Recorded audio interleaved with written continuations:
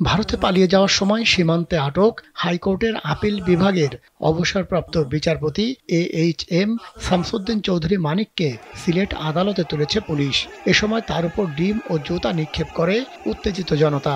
শনিবার বিকেলে সিলেটের জুডিশিয়াল ম্যাজিস্ট্রেট 1 আলমগীর হোসেনের আদালতে তোলা হয় মানিককে।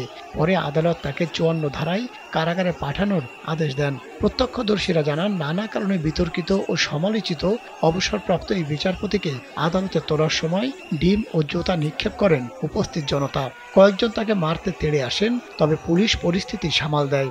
এর আগে শুক্রবার রাত 10টার দিকে সিলেটের কানাইঘাট দনা সীমান্ত এলাকা দিয়ে